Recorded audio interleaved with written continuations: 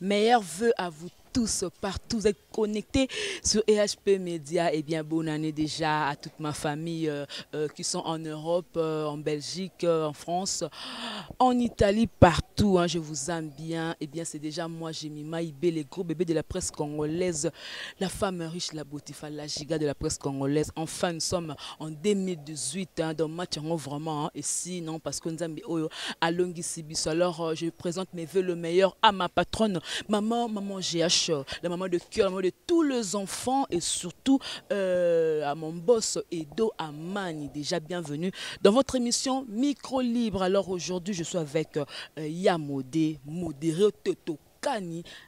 Mais c'est les foufous. Vous voyez bien, un artiste compétent, talentueux par rapport à son travail. Donc, à comparer. Et puis, il n'est plus à présenter. Tant bon, mon bien bon, c'est déjà parce que tant mon que vous sentez artiste en télémi. Voilà, donc, ensemble avec Junior Pidi, nous allons vous tenir compagnie dans cette émission. Merci à notre cordon équipe pour la coordination bien assurée. Meilleur vœu à JB Koumaluta. Le vrai pétrolier de Dallas, je te confirme, mon vieux Roger Kosama, le vieux qui bombarde depuis 8000 km. Je suis avec Modero Totokani, un artiste compétent. Yamodé, bonjour. Ouais, bonjour. Meilleur vœu, hein? Merci, pareillement, merci. Yamodé, un mot le lobo, il a dans EHP Média, parce que tu comme en 2018 déjà, vœu na yo. Ouais, nous avons baxé la bango, nous avons en 2017. Tous mes fans, nous avons sur Bazali. Surtout oyo ndimaki ko se sacrifier pour nangai ba bondeli vraiment na maladi nangai nzamba yoki lo sambo na bango et naza debout na ba kwenyo so bazali nzamba fongola ba porte voilà. Et mon dit aux mon parcours ya moulai mais na moi mon kuso ko synthétiser ngo par rapport à que lelo so ya modèle un grand lelo il a commencé de quelque part. Ezabilo mo boye na loba ngo trop. Na lobango mingi ngai théâtre depuis 1982 na lingaki yango mingi na commune na biso Lemba tozaki na ba wana mettre ça na opesa biso répétition ba bodo ba mindondo mo ba VS à l'époque ba jouer bon père alinga théâtre té alors groupe moyeki na Lemba Pléiade dans Mbuta Sebe na côté kuna wa pepa na saluer président Mbuta Sebe.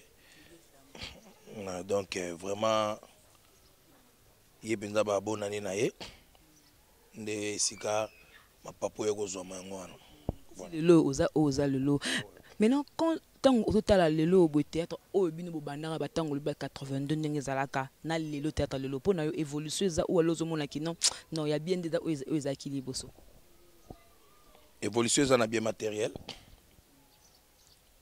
par rapport à o ezaki liboso mutu moko to ndima mwana sala théâtre lelo ba artiste et comédien baza ba véhiculer basomba ba palais donc évolution ezali na beta lokuta te que non ba pasaki ba théâtre ya danger za ba oyo kuna baleki lemsu po baza vivant to ba kufa po ba koli to se pesa bango biso tozolia mbonga théâtre par rapport na ba kulutu na biso.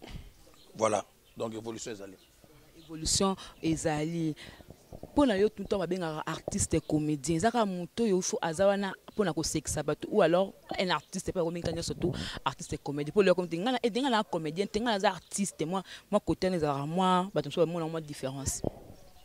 Très belle question. Comédie ezelo mususu. Cause la paix artiste ezelo mususu. Tous les peintres, ce sont des artistes. Art plastique. Tous les musiciens, des artistes. Tous les artistes comédiens, les artistes oyo, asalaka comédie. Tous les artistes cinéastes, les artistes oyo, asalaka cinéma. Mon biso lamboka na biso. Tous les artistes comédiens, tous les cinéastes, oh le lobby sont tous mélangés na comédie, bah ben gabiso kaka comédie. Pourquoi? Depuis grand maître Chitenge Sana, aloba qui théâtre de chez nous, parce que comédie et ça la maramingi na salle. Tant que grand maître Chitenge Sana alobi théâtre de chez nous, c'est-à-dire théâtre sur la télévision. Abengango théâtre de chez nous. Alors, bisogno surtout na ba cinéaste, na ba comédien, bisogno surtout tous a mélangé na comédie parce que grand maître Titengesa na lobaki le théâtre de chez nous. Le théâtre se fait toujours dans la salle. Donc face au public. Et c'est la comédie au salama. Voilà. Est-ce que vous avez une idée d'un film ou une pièce ou autant yo sala et sala yo et carton le lopé et ben partie dans yo comme on après. Malewa. Malewa donc Moutalo Baté Malewa. Malewa un producteur dans les arènes bourgeois la banane sur scène. Ba sai ba isobe ba de Londres ba mama Kalunga donc ba comédien ba grand parce que belé. C'est quoi y modé aux qui n'a joué mon robot et ben on jouer kalabeba ko y modé mais après comme que y modé ba ko bo mingi na mama rolia idée wana ya kozala kino te naza artiste mais faut na créer pe le comme robot ya kolia fufu comme la kono ndeni ni pe banda ko na scène na Malewa ngam na komango tema ba grand bazaki belé tita film zaki Malewa alors na linga kina zala acteur principal za Kamoko na linga kina zala acteur principal ya film wana. Voilà pourquoi na m'inspira qui na ba fufu wana po na tiamaka na titre film zaki Malewa voilà. Lelo boye batebe batala rabino libana mboka ba se plaindre ba œuvre na bino mais mingi ba combattant ba se plaindre par rapport à ba artiste. Alors si on a une question par rapport à le côté seul mingi ya maman la biso la première dame maman Olive a bien que c'est ba artiste na ndeka maman linga kolia na bande na bana na ye mais zaki mal interprété na dire que non ba modéro banani ba soutenir pouvoir o porter fala kende ba femme sou ba benga j'aime biso litulinga ba modéro na ba comme suma ba politique ngabité na koluka ebo comprendre pourquoi est-ce que akene appelle à maman na kingakati modéro az artiste comédien modéro az artiste cinéaste ce que zaki fona que ça la comédie moko et pas maman Olive o ezaki musana ngoso na sali ba penga mbongo en tout cas ata bino moko so ezaki que ça la comédie moko boy soit disant et pas ya Martin Fayoulou to et pas ya Félix Tshisekedi ba pianga mbongo mais ata bino moko oh ezako tout d'avance bénédiction moko boy ya okuta na première dame ayeba peyo eza bénédiction bandeko na biso ba congolais soki benda baza ba congolais lokwa ngai makila ya Congo ba comprendre biso et na musala na biso tozo sala mutu akolia na mutuki na ye c'est désolé. Désolé, elle comprend que modéro et qui n'a carte que asa artiste car ninga oluki là-bas na ka ali pa bali akeno sala kaka musala na ye relation non le lobo ezandenge nini par rapport ya maramote ko leka présidence ya yo na Fiston Saïssa le président Fiston Saïssa mavinga beaucoup boba relation ezonga lango normal ou alors car guerre à netikala zala ki pe binemité nazo saluer Fiston Saïssa to zaki binemité sauf que ngai ya postulaki ngape na postulaki alors surtout postula qui biso mbale pour sauver art ya Congo toza bien aimé pourquoi pour so ya sauver art ya Congo ngana za sauver so ngana sauver art ya Congo ya za sauver toza ande biso mi balé to kana to ça la force ndeni to ko sauver art ngo comme ba guerre kuna ya leki kuna beti peut on kuna pour répliquer na beti te na répliquer te na fingai atam kolomoko to aza na image na fingai abimisango kolobake sa ya za bouffon ezate que non au fingier bouffonnerie bolu kango ta na ba dictionnaire mais ils injurent muto azo sexa bato yo ebite que ça sexa bato mais oui est-ce que ça injure alors botika ba polémique inutile tozo zela ezaki ba période ba fête donc masumu il faut annoncer élection sifflonge beta tokende voilà. Annoncer l'élection sifflonge bete et puis longtemps banda zawana boy même na ba organisation matanga ya modèle sala soni papa mundanga ndanga tike biso a boy mais na matanga na ye moi ba désolé de moi lekana qui organisation ezala toujours mabe pour la nini tant que artiste na kat na magozala na kata poste te na tête à ANTPC na bino mais tu es aussi un membre influent pour ni désolé ezala kana kata ba organisation matanga pourquoi pour tozwi na nous conscience te. Il faut tozwa conscience.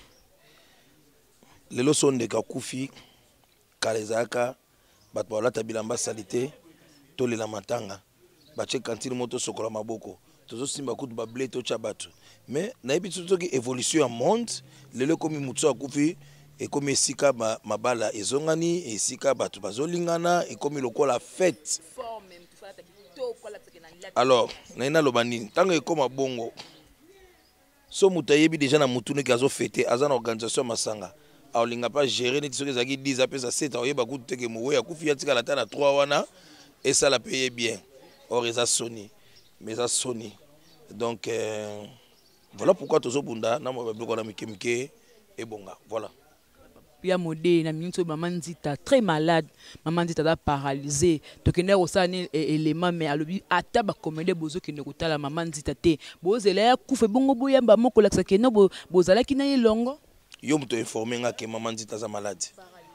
Ah ouais donc non que tala e donc tala e toza ba comédie toza un peu tournage maswa kwa zawa voilà donc ça ba ngonde ensemble ni ba sala ni ba vraiment la ambiance o eza ya en plein tournage ya moda zawana bomoni koko maswaku do batino tout bazawana moi ambiance vraiment ndenge za la con famille donc JB Kumaluta le vrai pétrolier de Dallas moi je te confirme donc c'est ça quoi to zawana to ça là vraiment Moussala donc Junior Pito succès na de sousne à modé comme ça dans ce qu'on commence soit pour bête n'est pas ma solo ya makasi mon vieux Roger Kosama les qui bombardent depuis 8000 km Junior Pito disons il a côté ça vraiment bien donc mes fans de partout n'engabno tellement trop na les labno tellement ya trop j'ai mis maïbé les gros bébés de la presse congolaise la femme riche la Botifa maman Mokondi donc na Angola la moni nani Alain Visor,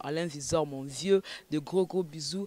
Bronlou tout c'est vos, Bronli, et donc ça lit bien, gros bisous nayo na paru na moni meta pinga la merveille, meta pinga daoda. Bah tout dans tellement trop maman GH la maman de cœur la maman de tous les enfants zala cannabis année oyo EHP mon bimbato qui est toujours likolo maman to fetaki to sepelaki to liaki to melaki EHP bomona qui pena que c'est vraiment to fetaki toko d'abord dans l'équilibre na ba sauce ko na habité congélateur na habité congélateur refoulé bongo masanga bongo ba vin bongo ba champagne vraiment ezaki tellement bien dobino tout oyo bozaki nanga tout au long ya année 2017 merci vraiment na remercier bino pour la ba conseil pour na tout bosali pour na ngai na soutien na bino na ba remarque na ba critique yango esala kena comme sous plus forte alors on a remercié bino année au peut-être toujours ensemble na zawa na ngaleki na bino nga ya na bino nga cousine na bino nièce na bino bo soutenir nga toujours na musique et puis na pembe ne kosala nga toujours bien merci à vous tous qui étaient branchés et puis remercier aussi Junior Pidi qui était derrière la caméra merci notre cordon